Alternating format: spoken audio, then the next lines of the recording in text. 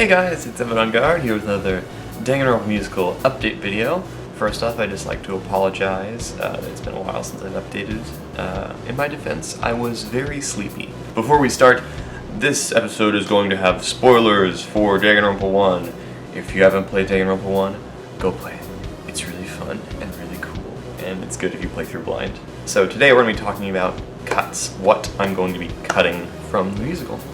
So the game, as a preface, the game is very long. It's a very decently sized game, and when writing the musical, I didn't want it to be 7 hours or something crazy like that. So, of course, cuts are going to be necessary. And to make these cuts, I introduced this kind of character necessity ranking that I did, where there are characters who are integral to the plot, which are ones like Makoto, Kyoko, Junko, those guys who the plot would not function without them. Then there are also characters who aren't integral, but I feel like they provide a necessary voice that the musical would need to carry that same kind of Danganronpa energy. And these are characters like Hina, Taka, Mondo, characters who really, they don't do too much to forward the plot, but they're there, and it's nice that they're there. They commit something to the ensemble cast. And now that we've narrowed out those, that leaves us with characters who I consider to be not really useful for the plot, and also not particularly interesting characters to have around. The first of these I would like to discuss is Hifumi. He's already not a very popular character, but I don't think he's that necessary to the plot. He doesn't really do anything to forward the whole story of the mastermind, or who could possibly be behind the killing game. He's just a comic relief character, and a lot of people don't even find him that funny. He's just kind of nerdy and gross, and not fun. So I feel like we wouldn't lose much by cutting him.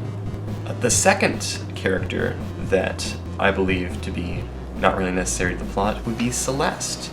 Now, Celeste is a very interesting concept for a character, having this kind of gambler who wants to risk, just does stuff for luck.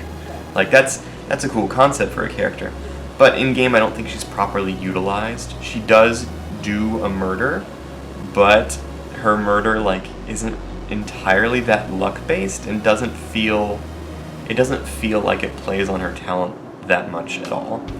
And I feel like, even though she is an interesting concept for a character, having to rewrite her and redo a lot of those motives to make her more characterized, give her more personality, I feel like that'd be more trouble than it's worth. And the very last character I consider to be not very useful to the plot or anything at all is Hiro, Yasuhiro.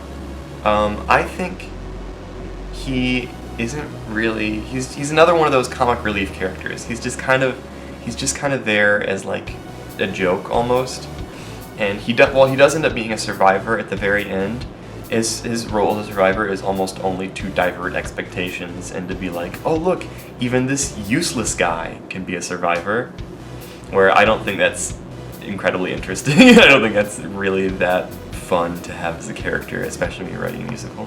I'll be replacing Hiro's survivor role with Taka, because I feel like Taka is a much more interesting character, and then he has a lot more to live for. Since he has such a strong bond with Mondo, that sort of gives him some kind of thing that makes him want to keep going. Makes him more similar to Hina in that way, where Hina wants to live on because Sakura died and she's got to live on for Sakura. Taka needs to live on for Mondo. Similar dynamic, so they have that sort of thing going on. And because of those cuts I'm going to be making, the entirety of Case 3 is going to be cut. Because it most strongly involved Celeste, Hifumi, and Hiro, and also Taka, but he can just replace Hiro's role. But since it just most strongly resembled those characters that I'm going to be cutting, I don't think it's necessary to keep that case in at all. And that gives us a little more, it makes the thing a little more concise, gives us just the necessary cases that are needed to progress the story, and to kind of give it that kind of Danganronpa feel. Now, there will be some more tweaks to these characters I'm going to be sharing, but those will be in videos to come. So thank you guys so much for watching. Tune in for the next Danganronpa musical update. I'll be talking more about specific characters and what I'm doing to alter them. So, have fun, enjoy life.